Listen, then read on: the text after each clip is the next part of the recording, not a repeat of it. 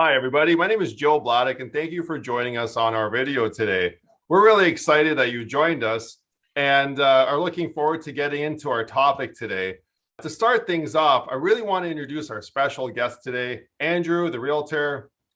Welcome, Andrew. I just want to tell all you viewers a little bit about Andrew. I've known Andrew for a number of years. He's a great guy on a personal level, but also on the business side. He's a real estate agent, a licensed realtor, and he's actually been in the industry for about 10 years now, which is fantastic if you're looking for someone with a lot of experience.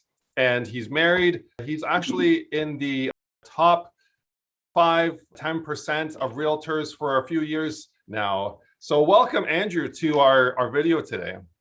Awesome. Thank you for that introduction, Joe. Pleasure to be here. Wonderful. And of course, to introduce Joe, I've known Joe for many years as a person, and of course, as a mortgage agent and now a mortgage broker. Like myself, he's been in the business about 10 years of a lot of experience. Like myself, he's married, but he's got 2 kids instead of 1. And of course, I did mention that he's a broker. I always mention that when I speak about mortgage agents, because it does take an extra step to get to actually a broker license. And Joe has done that. So he's taken one step further in his business, which is amazing. And again, Joe's done some wonders for me, and I'm just glad to be here. Oh, thanks so much, Andrew. That's a great introduction. And I'm glad that you're part of this show today. Really excited to get into our topic. But before we do, we have a giveaway. Nice. Yeah, everyone loves giveaways. I'm sure you guys will all love to see what we have on our giveaway today. And that is we're actually entering everyone that replies to this video and asks to meet with us for a pre-approval, either virtually on Zoom or on the phone, just to see where you're at on your pre-approval. You'll be entered into winning a gift card for $100 to either Canadian Tire or HomeSense. So that's great. You know, Andrew, Nice. those retailers are great for outfitting your new home. Yes. Oh, heavens, yes. Well, anyway, enough with that promotion. I would love to present our topic today, and that is specifically the most popular Google searches for real estate in 2021. And Andrew, this is going to be such a good topic for us today. Absolutely. And you've been in the business for years as I have, and you'll notice that the questions that they had at Google are the questions, oddly enough, that people are asking us on a regular basis year after year. So obviously, if people are asking us and people on Google are asking that question hundreds of thousands of times, clearly these are good topics for us to discuss. Yeah, exactly. And specifically today, our episode is going to be on how much over asking price should I offer, which is a question that I get a lot as a mortgage broker.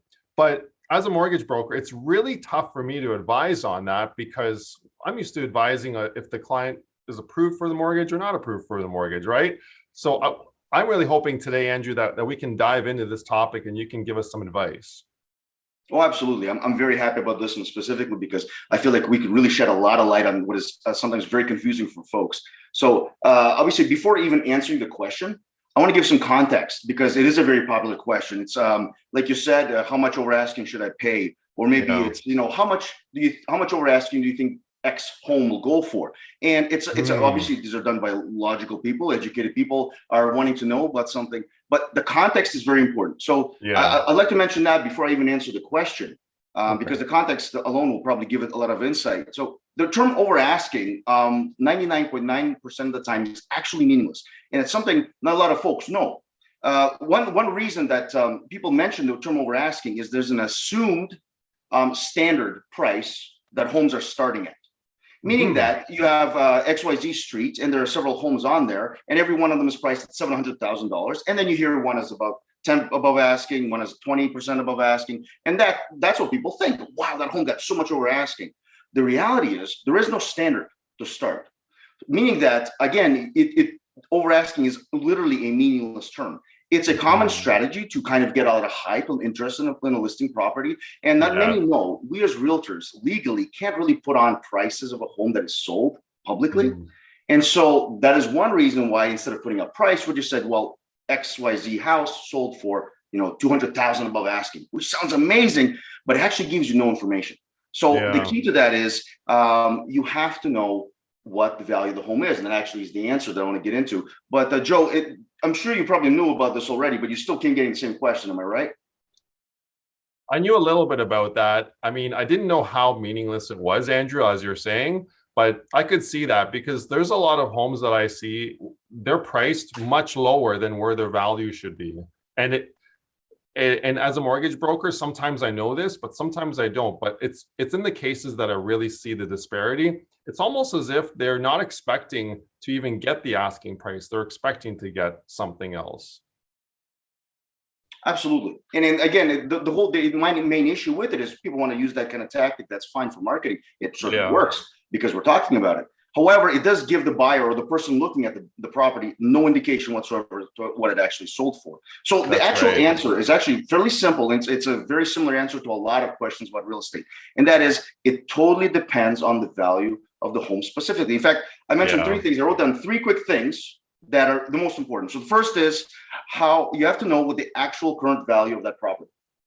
And of course, that's when a realtor comes in. We do the comparables and things like that. We talk over the condition of this home versus others, those kinds of things.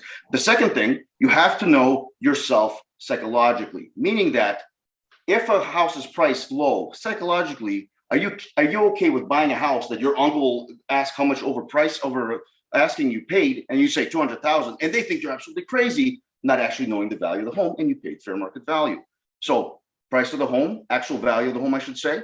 You have to know your own self psychologically.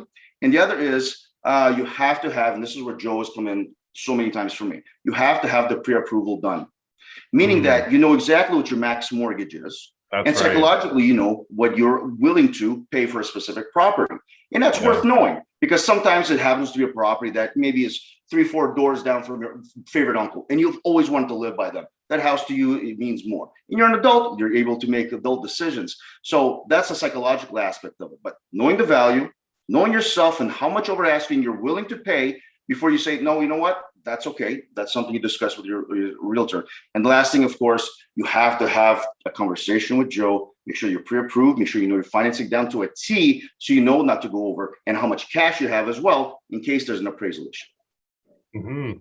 All good points. I really like that. So just to kind of recap, you need to know the actual value of the home. So that's where your kind of expertise is going to really chime in. And that's awesome that you can provide those comps for the person buying the home, because that's going to make them feel a lot more comfortable with what they're offering, right? Absolutely. They'll Yeah, actually feel like they know what they're doing. exactly. Actual sales prices are also the way banks evaluate properties. So that's going to go really well along with the mortgage side. And yeah, I agree. Psychologically, it's really good to know where you're standing, how you're going to feel about that home and the price you're at. So that's another thing to kind of get over. And I'm sure they can chat with you about how to kind of make that work psychologically for them.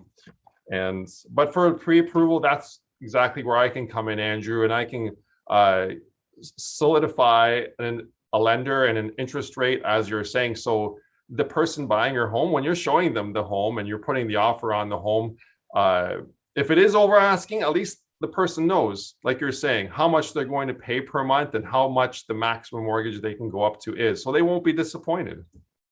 Absolutely. Yeah. A knowledgeable buyer who knows exactly what their situation is, they're so much more at ease. It's a much more stress-free process altogether. Great. That's fantastic. So if any of you viewers really liked what you're hearing, reach out to either myself, Joe Bladdock, or Andrew, the realtor. We'll make sure we enter you into that gift card draw for Canadian Tire or HomeSense $100 gift card for going through with a pre-approval for a mortgage, just to see where you're at. And then Andrew can send you some listings in the area you're looking, just to see what is available and what you can afford. And also, if you like this video and you feel like someone else can benefit from the information that Andrew is sharing today, definitely like, comment, or share this video. We'd love to hear what you have to say. If you have any questions for us, either leave a comment below or send us a private message.